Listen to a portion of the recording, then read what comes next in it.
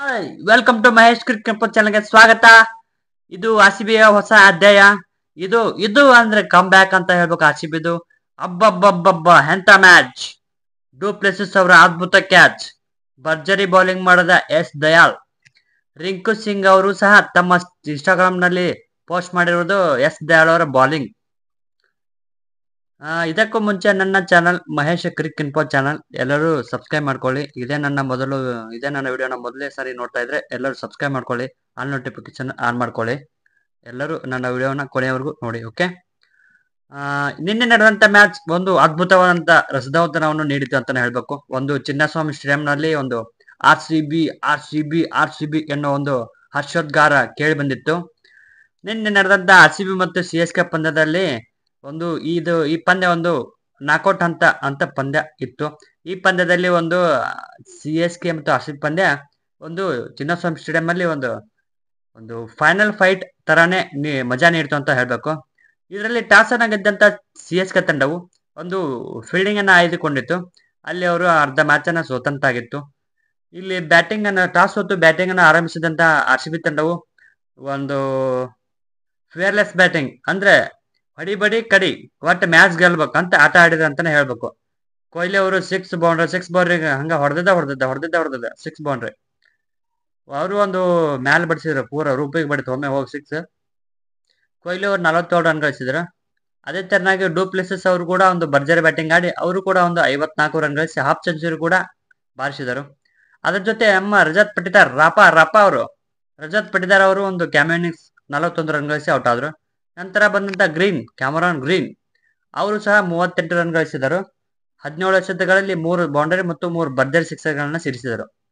ಮತ್ತೆ ದಿನೇಶ್ ಕಾರ್ತಿಕ್ ಅವರು 14 ರನ್ ಗಳಿಸಿ ಔಟ್ ಆದ್ರೆ, ಕೊನೆಯಲ್ಲಿ ಬಂದಂತ ಮ್ಯಾಕ್ಸ್ವೆಲ್ ಅವರು ಒಂದು ಕ್ಯಾಮಿಯೋ ಇನ್ನಿಂಗ್ಸ್ ಅನ್ನ ಆಡಿ ಒಂದು ಬೌಂಡರಿ ಒಂದು ಭರ್ಜರಿ ಆದಂತ ಸಿಕ್ಸರ್ ನ ಸಿಡಿಸುವ ಮೂಲಕ ಒಂದು 16 ರನ್ ಕಾಣಿಕೆಯನ್ನ ನೀಡಿ ಔಟ್ ಆದ್ರು.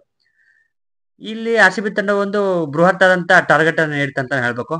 ಇದರಲ್ಲಿ 218 ರನ್ ಗಳಿಸಿ ಒಂದು 219 ರನ್ಗಳ ಒಂದು ಬೃಹತ್ ಆದಂತ ಟಾರ್ಗೆಟ್ ಅನ್ನ ಕೊಟ್ಟಿದ್ರು. ಅದರಲ್ಲಿ ಆರ್ ಸಿ ಬಿ ತಂಡದ ಕ್ವಾಲಿಫಿಕೇಶನ್ ಸ್ಕೆನಾರಿಯೋ ಎಷ್ಟಿತ್ತಪ್ಪ ಅಂದ್ರೆ 200 ರನ್ಗಳಿಗೆ ಆ ತಂಡವನ್ನ ಸೋಲಿಸ್ಬೇಕಿತ್ತು. ಅದೇ ತರನಾಗಿ ಆರ್ ಸಿ ಬಿ ತಂಡ ಒಂದು ಜಯ ಗಳಿಸಿದೆ ಅಂತಾನೆ ಹೇಳ್ಬೇಕು. 27 ರನ್ಗಳಿಂದ ಜಯ ಗಳಿಸಿದೆ.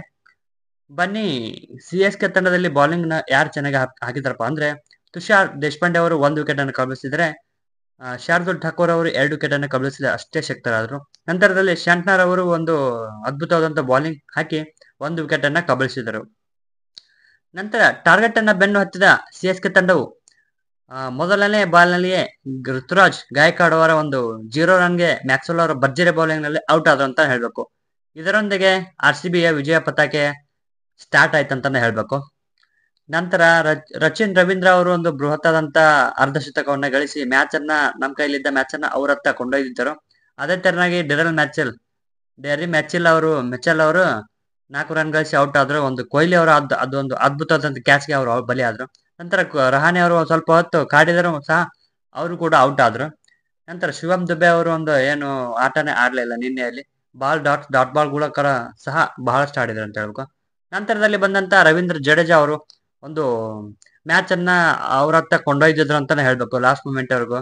ನಂತರದಲ್ಲಿ ಸ್ಯಾಂಟ್ನರ್ ಅವರು ಒಂದು ಔಟ್ ಆದ ನಂತರ ಬಂದಂತ MS ಧೋನಿ ಅವರು ಕೂಡ ಆರ್ ಸಿ ಬಿ ಕೈಲಿದ್ದಂತ ಮ್ಯಾಚ್ ಅನ್ನ ತಮ್ಮ ಹತ್ರ ಸೆಳೆಯುವತ್ತ ಒಂದಿಷ್ಟು ಪ್ರಯತ್ನ ಮಾಡಿದರು.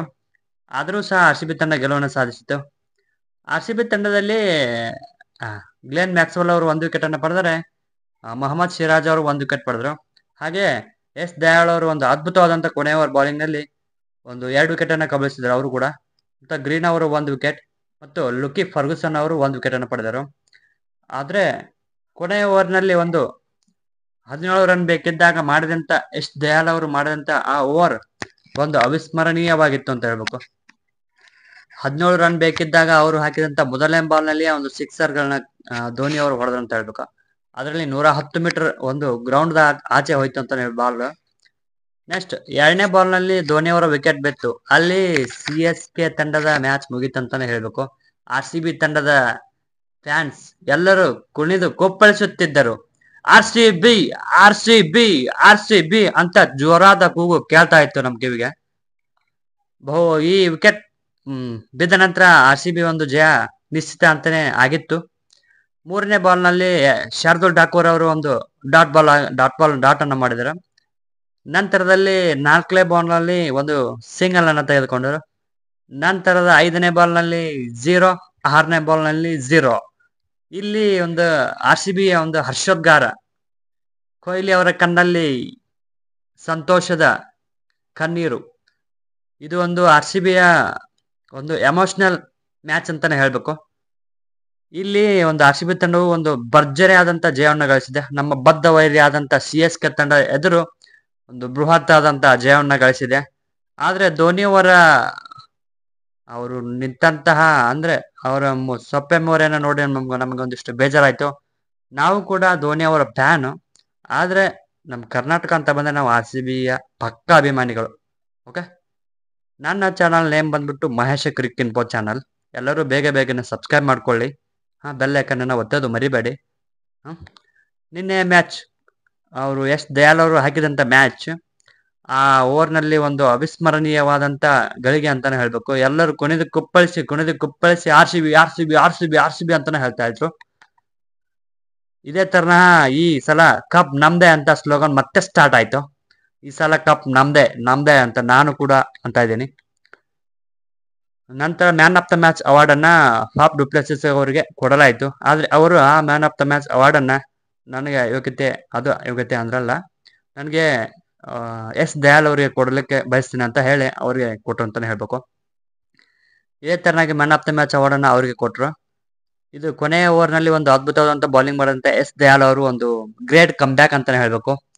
ಹೋದ ಸೀಸನ್ ನಲ್ಲಿ 5ಕ್ಕೆ 5 6 ಕೊಟ್ಟು ಒಂದು ಬ್ಯಾಕ್ ಆಗಿದ್ರು ಅಂತ ಹೇಳ್ಬೇಕು. ಒಂದು ಟೆನ್ಷನ್ ಅಂದ್ರೆ ಪ್ರೆಷರ್ ಅನ್ನ ಜಾಸ್ತಿ ಆಗಿತ್ತು. ಮತ್ತೆ ಕಮ್ ಬ್ಯಾಕ್ ಅನ್ನ ಭರ್ಜರಿಯಾಗಿ ಮಾಡಿದ್ರು ಅಂತಾನೆ ಹೇಳ್ಬೇಕು. Okay, thank you. ನಮ್ಮ ಟೀಮ್ ಆರ್ ಸಿ ಬಿ ಈ ಸಲ ಕಪ್ ಗೆಲ್ಲುತ್ತೆ ಅಂತ ನಮ್ಗೆ ಆತ್ಮವಿಶ್ವಾಸ ಮತ್ತು ಕಾನ್ಫಿಡೆಂಟ್ ಹೆಚ್ಚಾಗಿದೆ. ಈ ಸಲ ಕಪ್ ನಮ್ದೆ. R C B. Thank you. ನಮಸ್ಕಾರ ಸ್ನೇಹಿತರೆ. ನನ್ನ channel name Mahesh cric info channel. ಎಲ್ಲರೂ ಸಬ್ಸ್ಕ್ರೈಬ್ ಮಾಡ್ಕೊಳ್ಳಿ. ಇದೇ ತರಹದ ಇನ್ನೂ ಹೆಚ್ಚಿನ ವಿಡಿಯೋ ಮಾಡೋದಕ್ಕೆ ನಿಮ್ಮ ಒಂದು ಸಬ್ಸ್ಕ್ರೈಬ್ ನನಗೆ ಒಂದು ಆತ್ಮವಿಶ್ವಾಸ ಮತ್ತು ಇನ್ನೂ ಹೆಚ್ಚಿನ ವಿಡಿಯೋ ಮಾಡೋದಕ್ಕೆ ನನಗೆ ಸ್ಫೂರ್ತಿಯನ್ನು ತುಂಬುತ್ತದೆ. ಓಕೆ, ಎಲ್ಲರೂ ಸಬ್ಸ್ಕ್ರೈಬ್ ಮಾಡ್ಕೊಳ್ಳಿ, ಆಲ್ ನೋಟಿಫಿಕೇಶನ್ ಆನ್ ಮಾಡ್ಕೊಳ್ಳಿ. Thank you. ಬಾಯ್.